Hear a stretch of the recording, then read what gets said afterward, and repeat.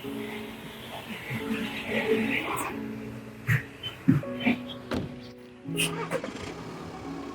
guys, so after a long time, I went out. The tires were almost flat. Finally, I got the fuel filled in, and I just went out to get my second dose of vaccination.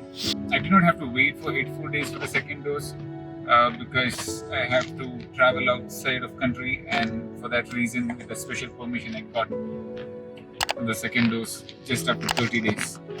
Anyways, I'm super happy that the vaccination is done, and at least I am now 90 plus percentage protected.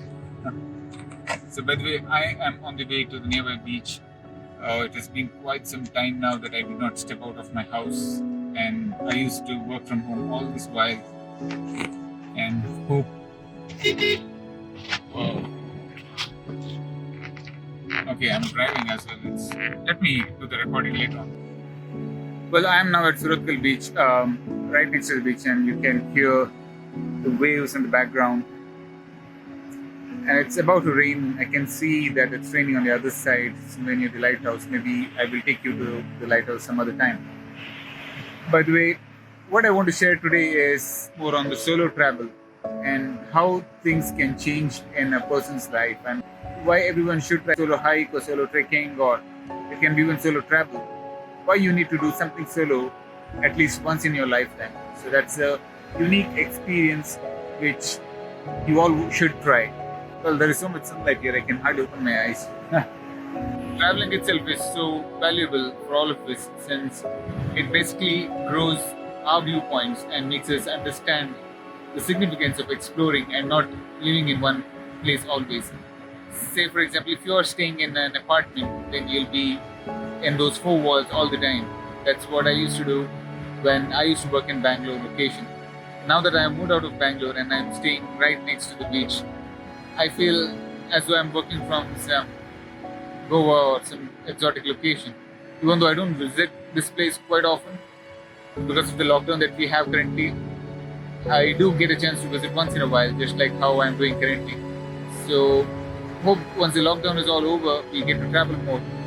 But I would say travel solo once in your lifetime because the experience that you gain out of solo travel can be the most rewarding experience in your life. Traveling is always useful. The upsides of traveling, I can say, is endless. It expands your viewpoint. So the first step that you take to travel itself is a great thing because you move out of the comfort zone. But when you are traveling solo, it's a completely out of your comfort zone because there are so many negative things, but at the same time there are equally more positive things to share about because you can plan, you can change your plan at any time that you want. You move out of the comfort zone, meet new people, make friends with the like-minded people, just like how I do every time I go meet new friends whenever I do trekking. Share new experience and you make new experiences, so that's much more valuable. However, solo trekking or solo travel does significantly a greater number of marvels than traveling in groups. The first point being, you will be a better leader once you come out of the travel because you know how to handle things. The travel organizer will do everything for you, and you just have to sit and enjoy. And in the worst case, you just have to complain. Whereas if you travel solo, you will be handling all of those on your own.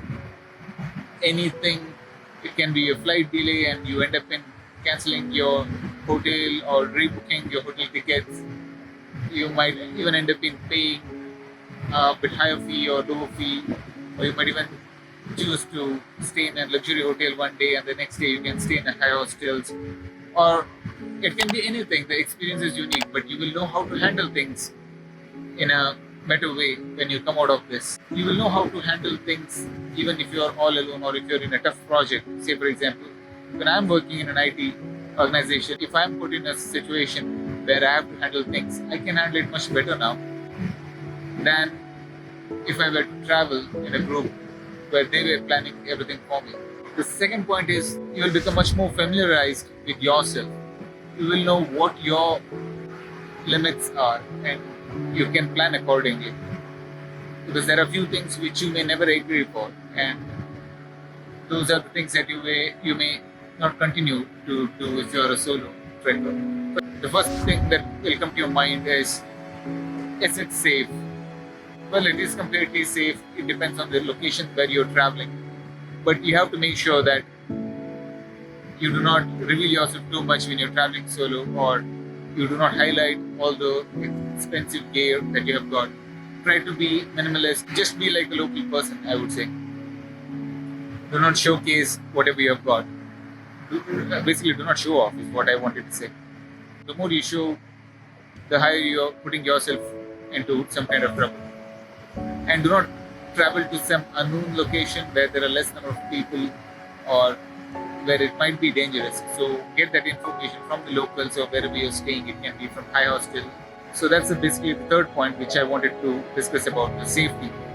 And the fourth point is, when it comes to making connections, when it comes to making new friends, these friends will be with you for a lifetime, or at least for quite some time. Those guys whom I have interacted with back in 2013, they are still in my friend list, and we connect even now. And if, say for example, he's from a different part of India, and I interact with him whenever I travel to that location, or he will interact with me whenever he will travel to this place, or he will check if I have got any kind of info before traveling. So we even go together once in a while. So the connection that you make, you will have so many common points to discuss. It is not like in a travel, you might want to check this card about where I have made a video on travel versus hiking. So that's another point which you can make a note of, because I have discussed some common points over there as well. So making good connections and making good quality friends who can support you and who can guide you is equally important. So you will make some good friends over here when you're traveling solo. Next point is, you will feel much more empowered and independent, because you now know how to decide on things, take decisions at the right time. As discussed earlier, if there is any kind of delay, you are the one who will be deciding, and at the end of the day, you will be the person who will be blamed.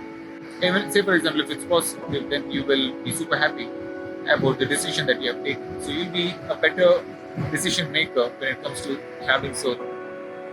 You can think about staying in budget hotels, or staying in hostels, or any kind of accommodation, or even tent, for example.